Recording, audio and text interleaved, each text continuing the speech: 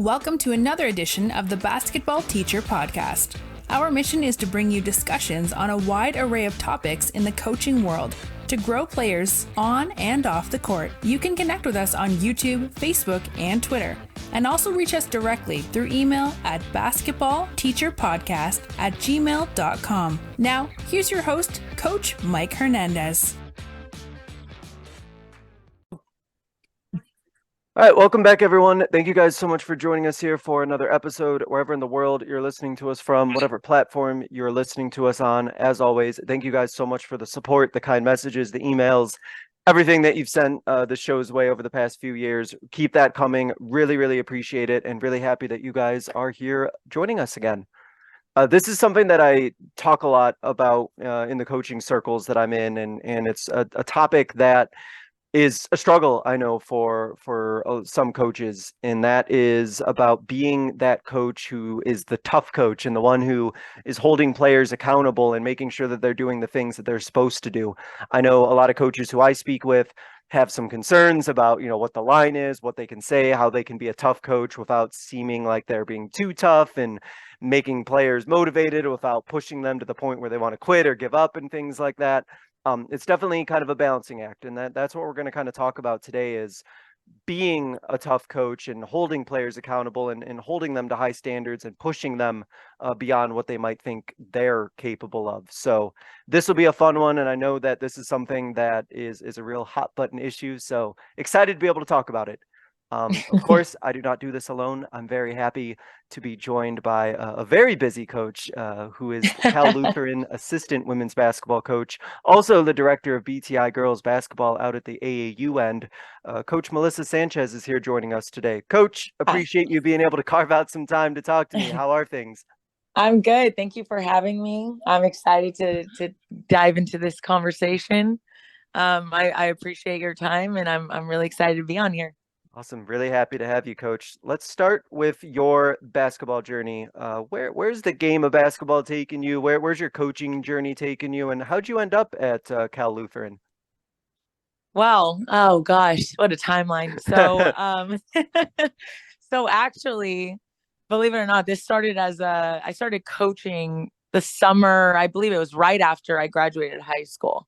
And it was a summer league, kind of at a local high school, our rival high school, actually at Burbank High, and started there, and I completely fell in love with it. I started as a freshman coach, moved up as a JV coach and assistant varsity coach. I was at Burbank High for about 4 years. From there, I was at LaSalle High School out in Pasadena. I was there for 3 years as an assistant as well as a head JV coach. And then at that point, I knew I was ready to be a head coach. Applied for Pasadena High School. I got the job there, and we did a pretty good job. Moved up to Division I, which I hadn't been in years. I had an awesome team there. I was there for about 3 years.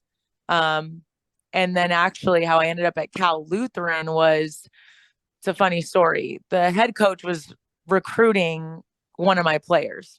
Maybe it was two of my players. Okay.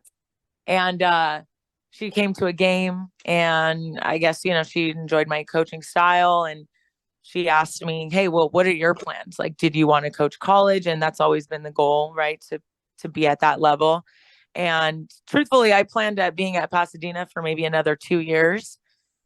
Before I had decided to venture out to the college level, but it just kind of happened. And I've been there now. I'm going on my 3rd year coaching at Cal Lutheran. And, it's a Division III. So during the off season, you can't work out with your team. So I started coaching AAU off season, and I did the boys last year. I loved it. That was the first time I had my own boys teams. Nice. And it was awesome. And then, but of course, I had to start the girls side of it. So we did that this year, and it's been great. It's been awesome. Awesome. No, that's great. And Yeah. that's really cool that you had experience, coaching with boys, because I think that's really a rarity and really something that's really cool for a woman to be able to do is coach on the boys' end. I think that sometimes I know some girls who I've coached in the past who are looking to get in coaching or have some fear about getting even Right. coaching like at second grade boys or things like that. But I think Right. uh, And you want to know, I had the yeah, best experience. did you? Yeah, I had 15 and 16-year-old boys. I also helped out with other teams as well, but I had two teams that were 15, 16, and that's the rebellious age, right? So you Yeah, think they're yeah, gonna be they're gonna be a headache, but they were great and they were really responsive and to me. And we see it often, you touched on it, but we see it often like men coach women when men coach girls basketball all the time. That's not rare to see, but we don't really get to see women coaching boys or men. and yeah. and I personally had the best experience. They were great, they were responsive, they were respectful. I mean, I think we need to see more of that. Yeah, no, I think I think that's great. I think that is, and then it's so cool that you had such a great experience with it too. So as a little plug for those There you for go. women, get in there and coach boys. It's not It's true. it's And awesome. It's fun. it presents it's different, boys and girls, they're different, they're just different. So presents different sets of challenges, different ways, but Yeah, it really just makes you a better coach if you're able to reach different types of kids. for sure. Kind of flipping that a little bit, talking specifically about being a women's coach. As you know, Mhm. and as people listening know, there's currently definitely a shortage of women's coaches in basketball across all levels. I was actually thinking about Mhm. this before we started talking that in our region that I coach in, every head coach is a guy for girls Yeah, basketball, every I single one. believe you. So, why do you think, in your opinion, there is such a shortage of women who are involved in coaching? And on the addition to that, why is it so important for women to get involved in the coaching world? Yeah. I mean, I think about this a lot because it is a predominantly male driven job and career is coaching. And uh, truthfully, I don't know why there's a shortage. I would say there has to be partial to lack of opportunity Hmm. for women. I think, even if we want to say we don't, I think subconsciously we do look towards a man to be successful. And I do think that's changing. I do think that is changing. But not quick enough to all the women's liking, I'm sure. Hmm. But it's I do think, and I think it's important though to have women coaches, like we, especially for young women. I mean, I know some phenomenal male coaches that coach young girls, but I do think it's important to have a representation of yourself to be a strong, competitive, driven woman as a role model for these young girls. Whether it's from when they're in second grade to 17 to 22 in college, I think that's important. And even on the male side, I mean, uh, like we what are the numbers of making the NBA and WNBA?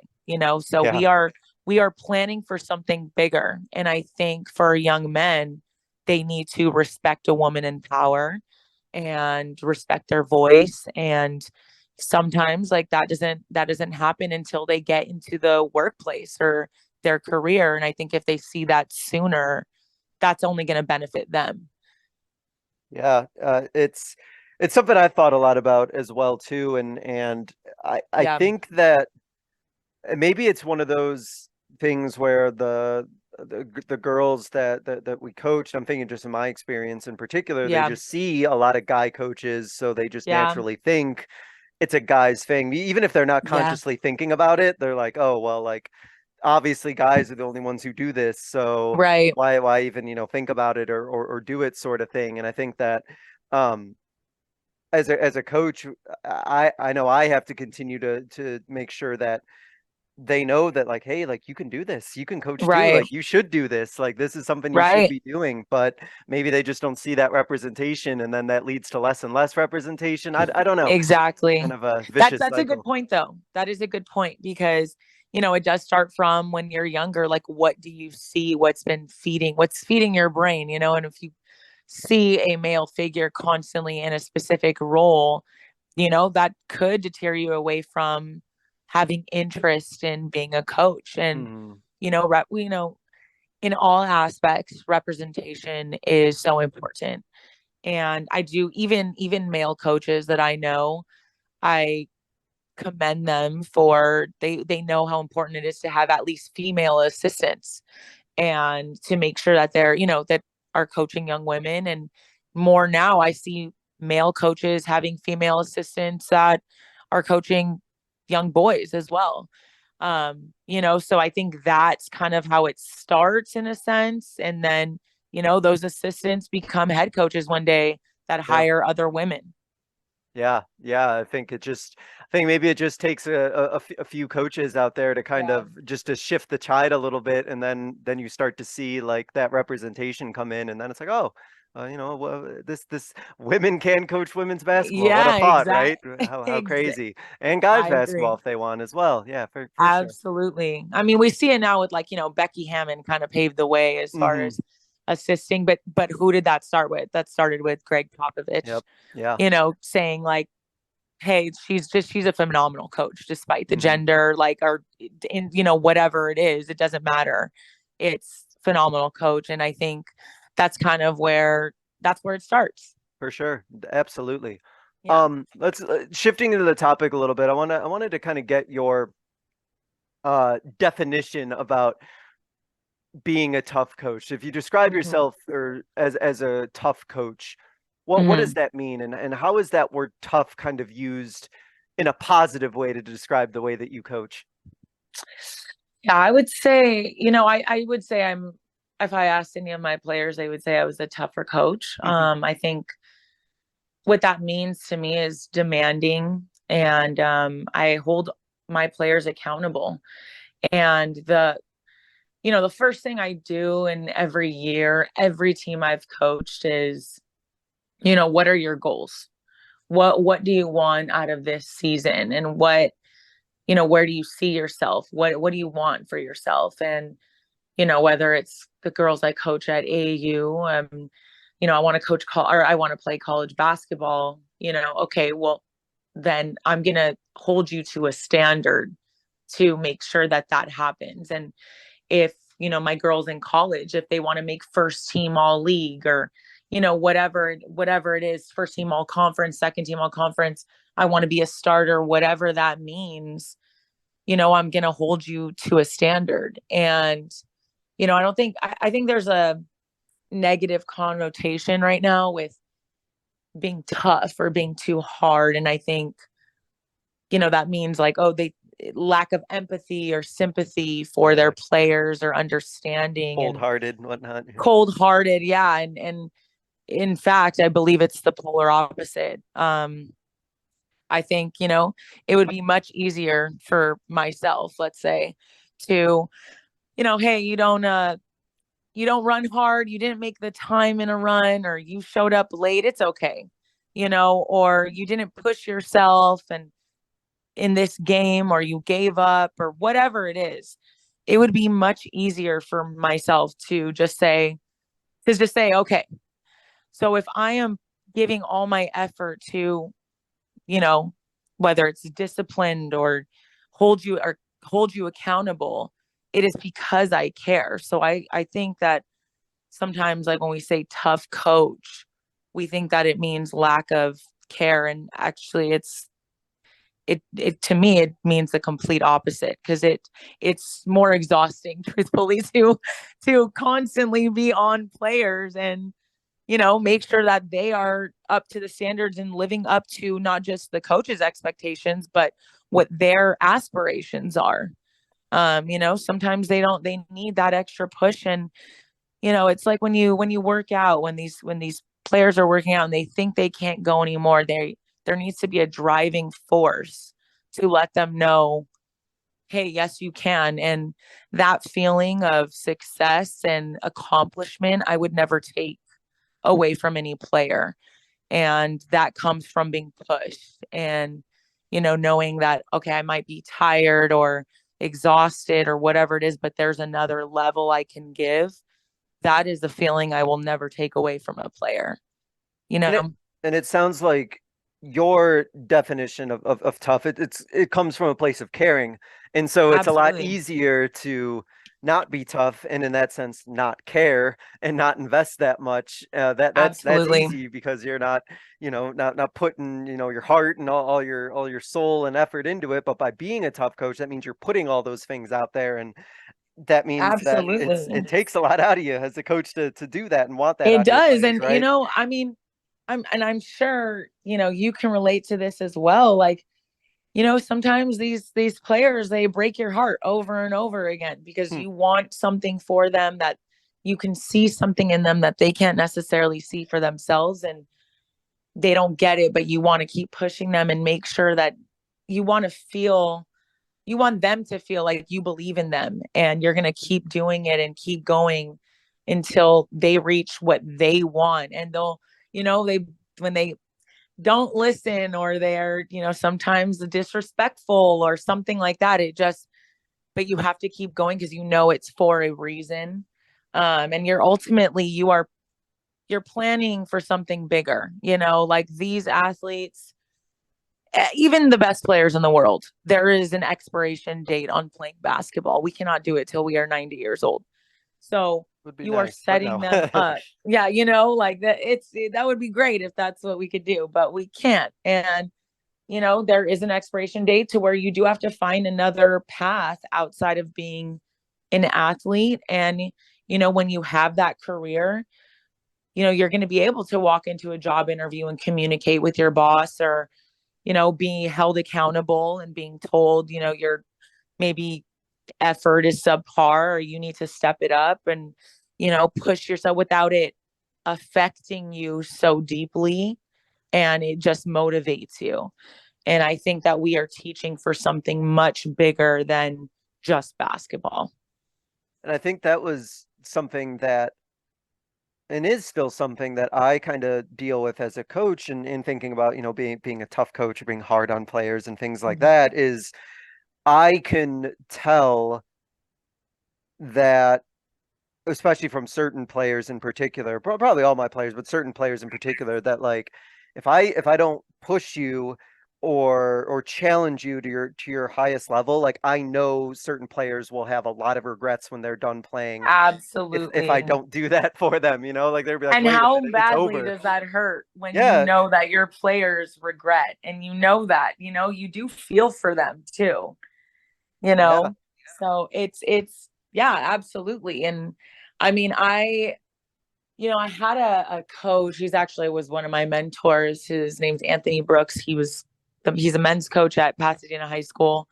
He had said something to me one day, and it just kind of resonated. And I think about it all the time is, if you don't say or do things, or, hold them to a standard, or if you're not repeating the same things to them, they may never hear it in their lifetime until it is too late, to where they're having trouble finding a job, or, communicating with their husband or wife or whatever it is. If you're not saying it, they may never hear it. And so you have to do it for the small chance that they do hear you, even if it takes years, they do hear the smallest lesson you're trying to teach, or, whatever you're trying to convey to them, that they hear it and they understand it. Yeah, I like that a lot. It's so interesting how certain things people will say just stick with you. I was thinking about even something along that lines of a coach told me once, I was like talking about how he's hard on his players because I'm not coaching them for who they are right now, but I'm coaching for who I know they're going to be later down the Right. road. Like that's who I'm coaching. And so, Yeah. where Yeah. they're going to get to, and you got to coach them a certain way, even if they're complaining at the moment, sort of thing. I Sure. completely agree. And part of that is also, knowing your player. You have Yeah. to know, like, sometimes the approach is different, but the standard should always remain the same. Yeah. You know, there may be some players that get a fire under them when you are, you know, riding them and you're yelling, and they're like that is what gets them, you know, to get to the next level. And then some players need a stern talking to, but it's not raising your voice or being, you know, maybe sometimes too passionate.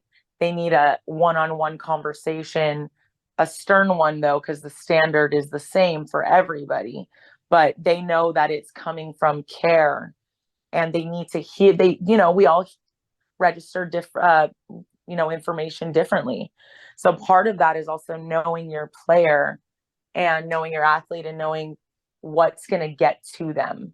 How are you how is it going to stick with them so that they know that this is the best for them and you want the best for them? And the approach is always different players, but standards should remain the same.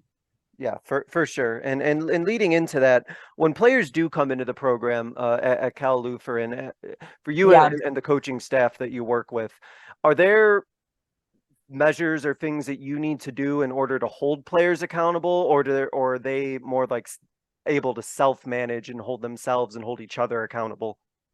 Yeah, I mean, that's a little bit of both. I mean, they are older, so they're college students. They are older, and you know, they got to where they are for a reason. We do rely on captains and leaders to hold each other accountable, definitely. But ultimately, I mean, I don't know about you, but I didn't start feeling like an adult till, you know, 2 years ago. I don't know if I still do, and I'm 32. I don't know if I'm still at that point. Right, exactly. So although they are technically adults, we are still helping mold them. And so they do fail sometimes, and that's okay, as we all did at 18, 19, 20, 21 years old. But, you know, and they're dealing with other things, becoming an adult, living on their own, you know, having a lot of freedom, managing school and sometimes work with basketball. We're still helping raise them. You know what I mean? So we do have to hold them accountable. We do have to make sure that they understand what the standard is right when they come in. The biggest thing is communication and letting them know what the standard is. And we want to treat them like professionals. But we also have to keep in mind that they are still young adults, and they are gonna make mistakes, and they are gonna, you know, mess up sometimes, but they do a good job of governing themselves, in a sense of, that's why leadership is so important. Like, they are an extension of the coaching staff. You know, having leaders on the court and on the team is so essential for that reason. But I mean, I would say it's not as tough as, you know, like high school or younger for them to hold themselves accountable, but you still have to, because I'm a firm believer, you have to let them know when they're doing something incorrect, because then they should always know when they are doing something correct. You know, it's not just a matter of, you know, telling you when you're doing something wrong because we want you to know you're doing something wrong. It's so that you know when you're doing something right as well. Yeah, they gotta, you know what I they gotta mean? know when they're doing the right thing as well. Exactly. What are, I guess, as an extension of that question, do you and the coaching staff at Cal Lutheran, have you kind of defined what the culture or what the standards are? Is that something that's kind of laid out to the players, or is it more of an abstract thing, or how did that go about? You know, the culture, I think the first thing before you start any year is, to lay down what the culture is. And that is, sounds cliche, but the we before me, truthfully. And we want to build a bond with these players, not just with the coaching staff and the players, but with amongst each other as well. You know, you have to play for something bigger than yourself. And that has to be the girl next to you or the guy next to you on your team. For us, like, the girls have built such a close bond that we've played better since the girls have gotten closer. Yeah. And it's because you play for something bigger than just yourself. You know that, hey, I'm tired right now, but I have, my teammate here needs me up and down the floor, or needs me mentally here with her. So I think that's the standard first and foremost, is we want to make sure that, it's impossible for an entire team too to you're not always going to get along. It's impossible. Doesn't matter what team it, I've coached several teams. You don't always get along, but No. it's like your brothers or sisters where, I don't always like you, but I always love you. And we're always going to be, tight, and make sure that we are going to battle every day together and respect each other. So that's something we want to make sure that and that goes with holding each other accountable as well, and trust. Because if I tell a teammate, if I'm a player and I'm telling them something that, hey, you could have done this better, hey, I need you to do this, or, move to this side of the court, or you got the next shot, whatever it is. If you trust each other, you don't take things so personal. It's because that person wants the best for you, wants success. So the closeness and the friendships between the team is really vital for our success. And you really do need to have that bond and that connection built so that a teammate can say something to you that like you really do need to hear, and you're not gonna, go off on them or fly off the handle or anything for it, that you'll actually listen to it because you trust them and actually know that they care about you, sort of thing. Yep, absolutely. So that's where it starts, is to build that bond and trust. And that goes with coaches as well. Like especially, I've coached girls most of my coaching career. And I would say when girls or young women, when they trust you, they'll go through the wall for you. When they know that you care about me, and you trust, and you want the best for me, and I trust that you want the best for me, I will go to war for you, and that's important. And that goes with coaches to players, and players to players. Yeah, 100%. Yeah. So what is the balancing act when in terms of how do you manage kind of being that tough coach without being too hard on your players to the point where they shut down? How have you kind of like found where that line is to get the most out of them without pushing over that edge? That's something I think we all we continue to learn, because trial and error. It is a trial and error, because I think, again, it's from knowing your players. I can probably think of a couple times where I maybe, my approach was different than it should have been, but then, you pull them aside and, this is what I meant, and let's talk about it. And it is trial and error, because sometimes you don't know what you're going to get from your player unless you try kind of every avenue, and sometimes it's, let's talk about it. Sometimes I need to get on you sometimes, and it is a fine line, between pushing and then kind of pushing too hard. And I think that starts by knowing your personnel. We're going to, honestly, I'm going to continue to fail at that, I'm sure. And just as we all will, because we're not perfect. But I think if we move with the best intentions, I think that's kind of, that reads through to the players. Like if you trust me, that I didn't mean it to hurt you. And now it comes from humility from coaches as well, I didn't mean it that way. And I apologize if that affected you negatively, but this is what I meant, and not just this. We're human too. We make mistakes too. Our approach sometimes may not be the best, and we are emotional and passionate. And if you're not, I don't know any successful coach that's not passionate and emotional about the game. So it is a fine line, but it is, like you said, trial and error. And I think that's always something I know I've kind of struggled with, where I call out a player maybe in the middle of practice in front of everyone because I'm just trying to quickly correct something or try and get Right. something to them, and they can get really defensive because now they've just gotten called out in front of everyone, and like Mm-hmm. that doesn't work for them. And you know, it's especially if you're working with, you know, people of a younger age, or even in high school, especially, like that's, you know, getting called out in front of their friends or everybody who they like that is not always the best approach. And I've had some Right. tough conversations with players who've gotten really upset about that, and you know, we're really upset about, you know, being called out, and that wasn't the way that they needed to be approached. I've also had other Mm-hmm. players who, like, you know, I could chew them up and down in front of everyone, and they'll say okay, and they'll deal with it, and they'll keep going, right? Everybody's kind of different the way that they handle Absolutely. it. And I so think, the I relationship think piece is too. real No, important. sorry, Go go ahead. ahead. No, I was just going to say that relationship piece of just kind of knowing how each person can be talked to and know what works for each person, Mm-hmm. like you got to find that out right away, because if you don't, you might make a big mistake, which I definitely have in approaching it the wrong way.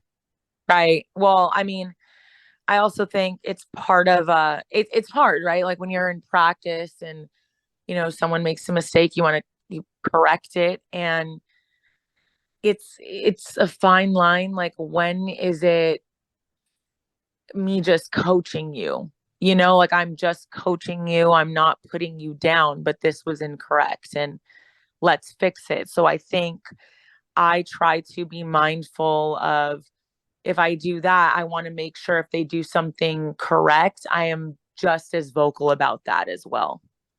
Mm, And I think that helps because that I'm just coaching you, and I want you to know I'm just coaching you, and I want you to be the best. So when you do something correct, I'm gonna sing that and say that in front of everybody as well. And like you said, I've had the conversations where it gets taken personal. um and those are never fun conversations. You never want to hurt one of your players' feelings, but it's if they know that it's not coming from a negative place, and that you are it's also knowing your personality as well as a coach. If they are close to you and they know this is just what I'm just coaching you, I'm just telling you to make sure that we are doing well. That's also part of it, I think. But the big thing is sing their praises, just like shout their mistakes. yeah, and I think we have to be aware of that, and make sure that we are being positive, because sometimes I know I can just be like, oh, you're just doing what I asked you to do, like I don't need to praise Right. you for that. But it's like, no, I Right. probably need to, because if I'm gonna, I you know. know, get on you for these 10 things, I definitely need to let you know what you're doing right as well. Absolutely. I had a player I love, one of those reliable, would play every minute of the game for me, just was my leader, captain, always went hard and never complained. She was awesome. She was one of the best players I've ever coached. And she told me one time, she said it jokingly too, like kind of like half serious, half joking. She said, "Coach, you never tell me when I do something right." And I was like, "Yes, I do. What are you talking about? You're my captain. Of course you do so many things right." She's like, "No, but you never do." And I started to be and it was kind of said jokingly. We had a really good relationship. And then I started to be mindful of that. And I realized, you know what? I don't. And it's because she just always does what I ask her to do. Hmm. And now the standard for her is so high because she just always does such a good job. So that's just who she is. But then you realize they don't know that, though. They don't know that you think, they're just doing what they're told, and it's awesome and they're doing great. They need to hear that as well. And she taught me a lesson that day, for sure, is that I started to notice it, and I started to pay attention because she said it for a reason, right? Like, it was a joke, but it wasn't Oh quite a no, there joke. was something behind that. There was Yeah, something yeah, yeah, behind that. yeah, So I started to be mindful of that. And yeah. she was right. And so, I tried. Yeah, but it is something I think, and as I mentioned, like for me, I know I have to be consciously thinking about it and like Yeah. being like, oh, you did this right. I need to let you know that you did this right, sort of thing. Because I Mhm. think we can get lost as coaches so much on the negatives or what's not happening Yeah. or what people aren't doing, right? You're trying to put out all these fires or fix all these things, but Right. there's a lot of stuff that our players hopefully are doing right. If we're doing our job as coaches, they better be doing a lot of things correctly. Otherwise, I think we And need to look in the mirror. it truthfully, more than not, they are.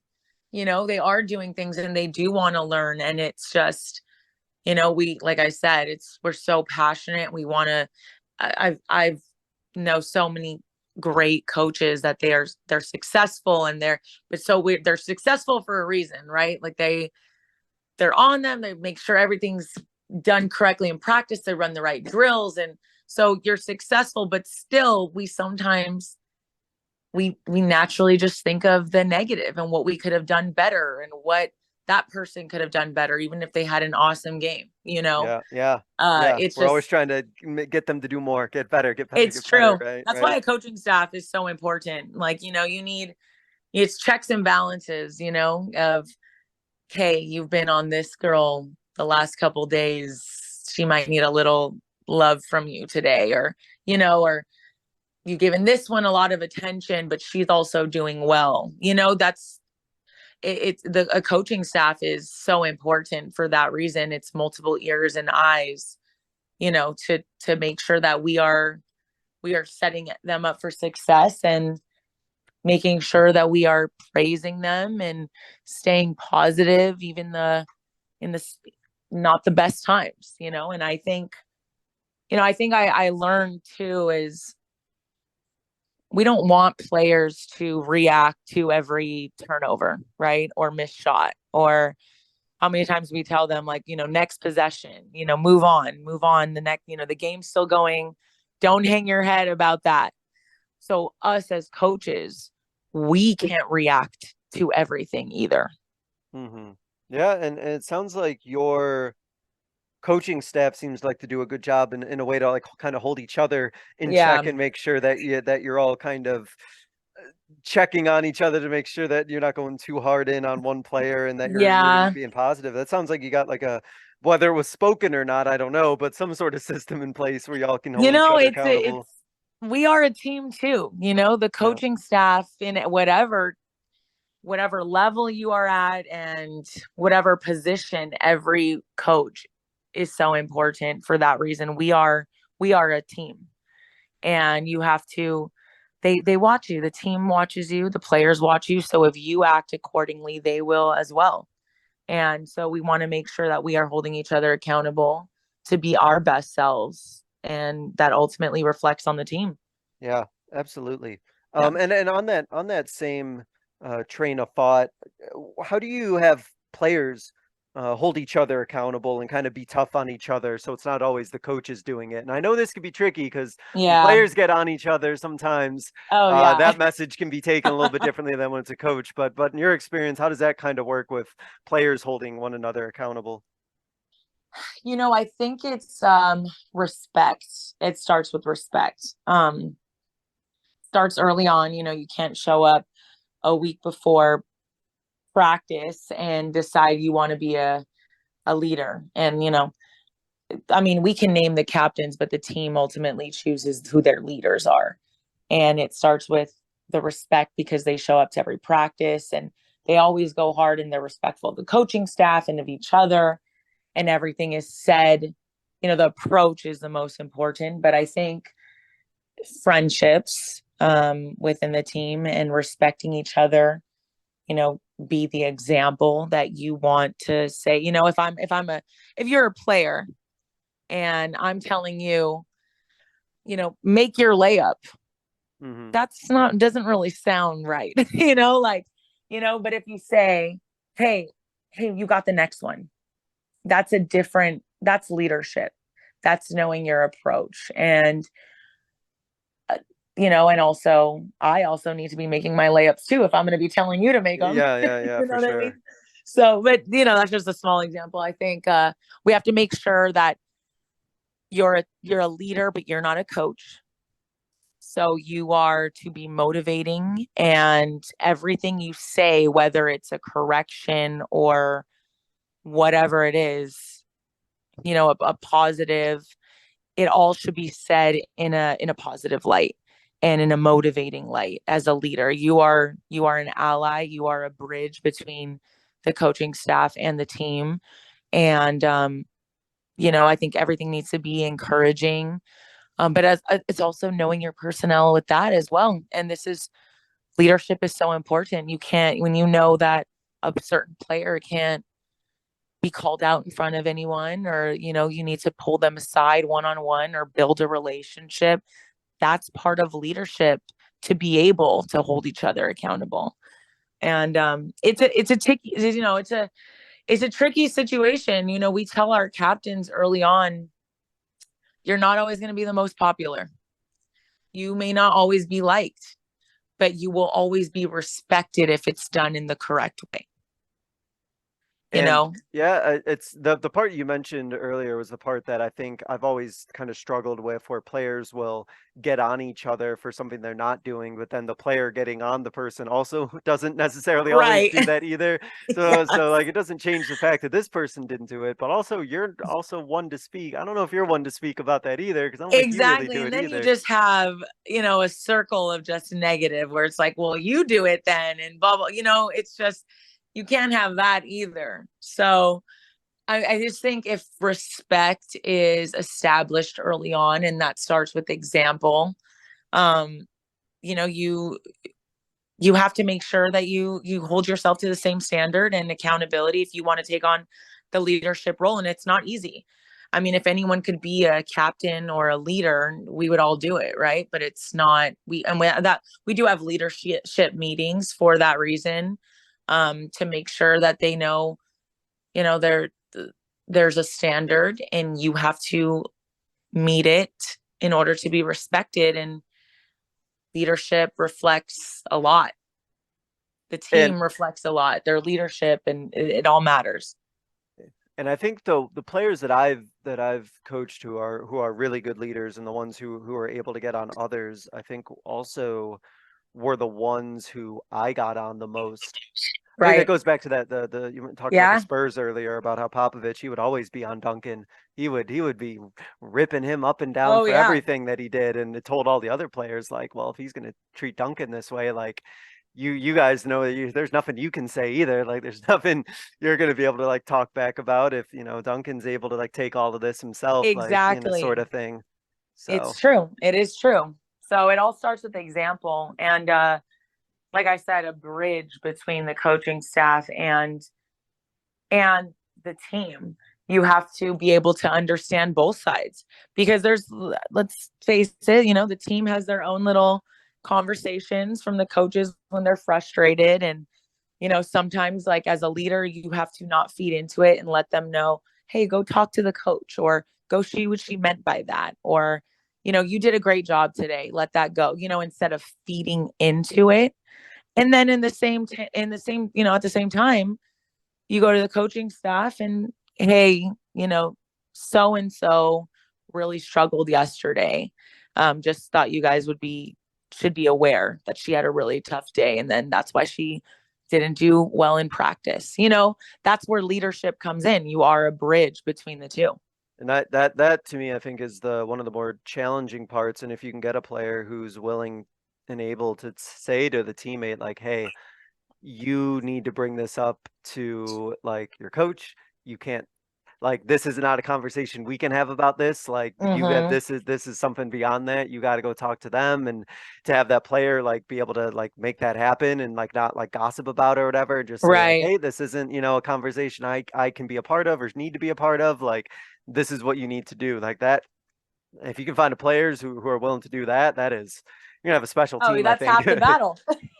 Yeah, if you have players who have that level of like maturity and understanding of a Yeah. situation, and I mean, they need to be taught that, right? Like leadership, Yeah. I think there's players who have natural like leadership abilities, but everyone needs to be taught how to be a leader and taught like what does that Yeah. mean to be the leader of a team and how do you go about managing these situations, especially at Mm-hmm. like a high school level to try and, have a 16, 17, 18-year-old try and be that to their team. Like Mm-hmm. they need a lot of coaching on leadership and not just the basketball part if they do want to be leaders. Yeah. Especially because everyone wants to be liked, right? And sometimes, like, as a leader, you're not always the one that is liked the most because you're respected the most. And don't get me wrong. I mean, I don't really know if I've ever had a team where they didn't love their captains because they chose them, or Hmm. like I said, a team ultimately chooses their leader. So there is likability there. But there are probably certain situations where they wanted you to feed into the drama. They wanted you to just hear them out, or, be on their side. And, I should have played yesterday, or I should have started, and things like that. And that's not always the answer they're going to get. They're not always going to, and they shouldn't. As a leader, you shouldn't give them, you shouldn't feed into it. It's go talk to the coaches. You shouldn't be talking about this with us. Like, go see why. And sometimes players they just want you to gossip with them. Yeah, So you're no, of not always course. the most popular, but Well, yeah, you can come off as like standoffish or like you're, right. like not being a friend or not being like a good teammate. You're just, but thinking about this now and talking about this with you, I think really has kind of made me think about leaders, your players who are leaders. They're kind of on an island. It's kind of lonely because they're Yeah. they're obviously a teammate and everything, but their role is so different, and obviously they're Yeah. not a coach, so they're kind of in this like own world where they're kind of like not, they're part of the team, they're a leader of the team, but they're nobody else is in their position. Like they're Yeah. kind of in their own unique role that could be very isolating, I think, if you're Yeah. not careful and you don't like check in on them and make sure that they're like doing okay, and not putting the weight of the world on their shoulders, because I've seen that happen too with players who are Mm-hmm. leaders who they put so much on themselves, and if the team doesn't do well they put it all on them, right or Mm-hmm. wrong, and it's like, oh, I don't want you to feel this much pressure on yourself at Right. And I've seen that too. And it's I think multiple captains are Hmm. important so that the responsibility is shared. But sometimes you don't have that luxury. Sometimes, only one true leader emerges. And yeah, it is lonely for sure. And that's something that the coaches have to be supportive of and know that, Yeah, and understand that for that player, it could be tough sometimes. for sure, absolutely. Um, uh let's get into a little bit here, about some positive stories here. So I want to ask you mhm. about some positive outcomes you've seen with teams that have maybe been coached tough, or players that you've had some Mhm. tough coaching to. What have you seen kind of on the court that these players have been able to do because they've Mhm. responded positively to tough coaching? Well, I mean, it's not even just truthfully on the court. Hmm. I've had a few players that have gone on, and I'm speaking more when I coached high school, when they Okay. went on to then play college basketball. They were able to excel because they were able to be coached, Okay. and they didn't take things personal, and they knew it didn't, like I said kind of in the beginning, it didn't change their confidence level, you know, and that's a big deal. You have to be confident and still be able to be held accountable. And they've been successful because, they've heard it before, being held accountable, but also like, you're doing great, and fueling their confidence, and knowing that I can be told, I'm not doing a good job here, but I also did a good job in this as well, and the next day. So I think, they've been successful in that sense, but also once they've graduated and working and things like that, I think, a lot of my players have gone on to be very successful in their careers. Hmm. Um, And, life isn't fair, right? Like they know that, okay, I didn't get this job. So does that mean I shut down? Or does that mean I work 10 times harder for the next one? Or, my boss didn't give me this promotion. Does that mean I give up? Or does that mean I need to fuel and do better? And so I've seen a lot of them be successful and kind of be just mentally tough with life. And, other things happen, not just playing basketball. I know like family things happen and schoolwork and, unfortunately tragedies happen in their lives, but it's a mental toughness of I'm going to get through this. And I've gone through other things before, and that familiarity of, pushing through and being able to get through any adversity. And that's, I think, the ultimate like goal is, as we talked about before, about, all these players eventually are going to stop playing, and Right. it's very, very rare that I'm going to be anyone's going to be coaching anyone who's going to play in the, WNBA or things like that. So we're hoping But that, hey, if it happens, hey, that'd be pretty great, right? I mean, hey, if they do, that's definitely right, toughness that they've learned along the way to get to that level. right, But just, the lessons that they take and learn from basketball that they apply when they're done with basketball, persevering, overcoming adversity, all those situations. Like, hopefully, as coaches, like, we're using basketball to teach them those skills that they can then, yeah, transfer and they could use hmm outside of that, which it sounds like you have a lot of experience and a lot of players who've done that. And I think hmm that's awesome to have, all these players who have gone on to like persevere and That's overcome what you want, obstacles. right? You want to build strong young adults, and in particular, strong young women.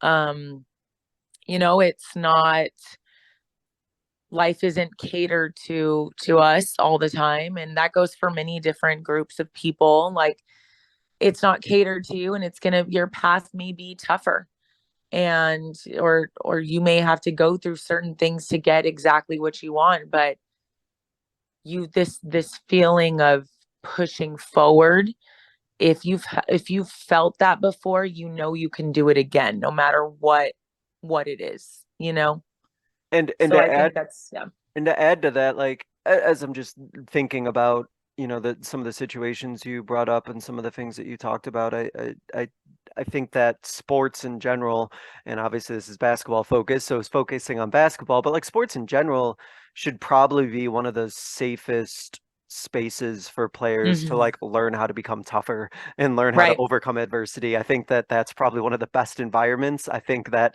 other environments where players have to, or kids have to learn that skill are probably a lot more harsh and maybe a lot Right. more stressful. Right. So, like sports, I think is probably one of the best ones because it's a pretty safe environment. And at the end of the day, I know some coaches will hate me for saying this, but it is just basketball. Like it is just a sport at the end of the day, right? Like it's okay. But to learn those skills in that sort of setting is I'd much rather, I guess, the kids I work with learn it in that setting than have to learn it through like overcoming, tragedy or other hardships or other Exactly. things first, I mean, learn that ultimately, way. you want to prepare them for adulthood, and for, unfortunately, negative things that'll happen in their life. And so I think we would be doing them a disservice if we kind of tiptoed around everything, and every time they didn't feel good, or if we did things only when we felt good, like I don't know how much I'd get nothing done. would be accomplished.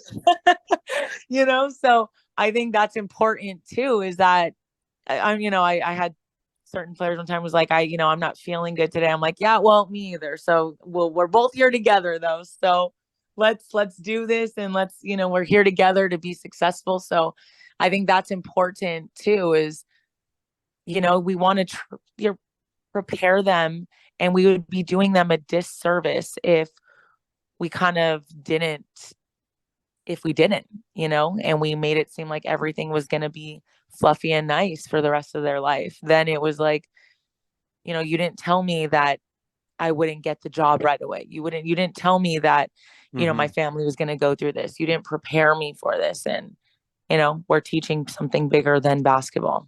Yeah, and said, I that would be very upsetting to me, I think, for my players who are, everyone's going to go through hardships or difficulties of some sort and stressors and things that Hmm. were really upsetting. And it would be upsetting to me personally if like any of my players like didn't feel they had any like tools in their toolbox to overcome it because they didn't learn Exactly. anything from me Yeah, or being on our sports team. Like that'd be really crappy, I think, for me I personally. completely agree. Yeah. You never want that, right? You want them to know that like they're having a tough time, but she's got it. She's a tough kid. She's gonna pull through. Or do you want to worry about them the rest of their lives because we coddled them, Yeah, you and know? have and I know I've had a couple instances where I've had players leave on senior night or they graduate, and I just think like, oh, I don't know if they're ready, and then I think like, why Right. aren't they ready? What did I not do? Why aren't they Right. should be ready, sort of thing, and Yeah. that's yeah. I try to I've really worked on not having that feeling when players have senior night or graduating because Right. I hold myself accountable. Like there's no way I should be worried about them by the Hmm. time they leave. If they've been in the program, 4 years, that means I've been around them for 4 years. Like they should be ready in some sense, as ready as they Yeah. can be for what's going to happen next. So, um, Yeah. I yeah, I hear you. And if you know that you did all you could, and this goes back to our conversation in the beginning, is it would be so much easier if you just let it go, right? yeah, yeah. And If you just didn't care, it's a lot easier, if you right? just didn't care and I just said, "Oh, you're not feeling good. Okay, that's okay. You don't have to do this." Or, you're having a bad day. Okay, that's okay. Sit down. No way. In what part of life where you can go to your boss, I'm having a bad day. Okay, well, you still have an assignment due. That's What do you nice. mean? Yeah, Yeah, that's that'll never happen. So I completely agree. for sure. To wrap up, Coach, there's a couple of questions I ask every guest. So I'll go ahead and start with this first one, which is thinking back on your coaching career, what is a Mhm. coaching moment of yours that you think others listening would be able to learn from? I would say kind of what I said earlier is maybe we can't be so emotional and react to everything. Um, they are going to make mistakes no matter how many times you go over, the same drill or whatever it is. They're going to make mistakes and we have to let them learn from their mistake. Now, if we correct it several times and still doesn't happen, obviously that's another story, but I think we have to teach that mistakes are part of the game. Mm-hmm. And truthfully, it'll save us a big headache when we know that. And the game is ups and downs, and we have to embrace all of it. And, you don't practice for perfection, you practice for the closest thing to perfection. And perfection will never be attained. But I think, yeah, I would say prepare yourself for mistakes and truthfully disappointment, because they don't mean to. They're so young, they're Yeah, so young. yeah, They don't want to disappoint you. They want to make you happy, and coaches, and we have to know to prepare ourselves for that and to let them know it's okay and we move forward. yeah. And that's tough. It's not Yeah. always easy for something like It's that to not. happen, And right? I say that and I'm like, I'm still Sounds it learning sounds that, really but nice to say, right? Like it sounds perfect when you say it I'm like that, still but learning that, but I would definitely say, that. And one more thing too hmm for young coaches. I mean, I don't think I'm that old, but I'm not 21 anymore. But, fall in love with the grind of coaching for sure. Um, I think when I first started coaching, as a freshman coach, junior varsity, at high school level. And I'm fortunate enough to have made, to now be at the college level, but fall in love with, sweeping the floor or, getting there early to make sure the gym is clean and staying after and the players that want to stay and you open the gym and you're there for 12 hours a day. And I think that when you're young and you're starting out, you have to fall in love with those moments yeah, and appreciate those moments, because now I can look back and not to say, you know, I've made it. There's lots of levels I need to still climb that I want for myself. But I look back at just when I was 19 years old, and my job was to make sure the balls were all pumped and coach the freshman team, but had to go drive out to go scout a game for the varsity coach and all that stuff. So, you know, don't cheat steps, you know, embrace every part of it. Yeah, and that's gonna be the stuff I think you're gonna look back on fondly. Be like, oh man, I kind of miss that stuff, you know, You like do, when you don't get to do you it. don't Like, realize it, but you do, you definitely do. And you think like, what a long way you have come. yeah, And, you know, John, not just in the lives you've touched, you know, and it's, you know, I've gone to several of my ex-players' weddings, you oh know, and wow, that's awesome. and that's part of it. And you want them to be at yours, you know, when they become an adult, your relationship changes with them and they're no longer your player. And, you know, I think, you know, also know that your words, and this is something I had to learn very young, your influence and your words hold a lot of weight. Yeah. And you help mold them. So I think, you know, it's all part of it though. Yeah, definitely the words Yeah. part. You know, you never know what a player is going to remember that you said. It might Yeah. not even be something you remember even saying. Could be as Oh some yeah, throwaway absolutely. line, right? And then it's like, Yeah. oh, that was what you remembered. Oops, Mm-hmm. I didn't even remember saying that sort of I thing. know.